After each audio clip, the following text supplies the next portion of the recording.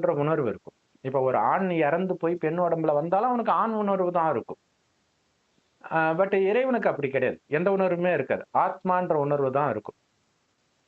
அந்த உணர்வை நமக்கு வர வைக்கிறார். ஏன்னா ஆரம்பத்துல நம்ம அப்படிதான் இருந்தோம். இதே பூமி சொர்க்கமா இருக்கும்போது எல்லாரும் ஆத்மான்ற உணர்வுல இருந்தோம். ஆத்மானா உயிர்.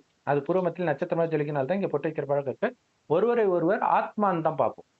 அதனால என்ன ஆகும்னா, அந்த புருவ மத்தியை தவிர அவங்களுடைய கவனம் எங்கேயும் போகாதனால, அவ்வளோ அழகாக ஆண்களும், பெண்களும் இருப்பாங்க.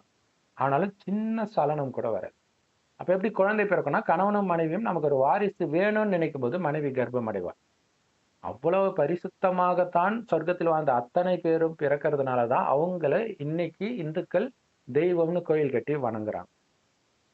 அதனால அங்க இருந்த யாருக்குமே காமம்னா என்னன்னு தெரியாது. கோபம்னா என்னன்னு தெரியாது. அப்ப உலகம் எப்படி இருக்கும் யோசிச்சுப்பாங்க. எவ்வளவு சூப்பரா இருக்கும். இப்பயும் மனிதர்கள் குழந்தையாவே இருந்திருக்க கூடாதுன்னு ஏங்குறதுக்கு காரணம் அதுதான். இன்னொன்னு குழந்தை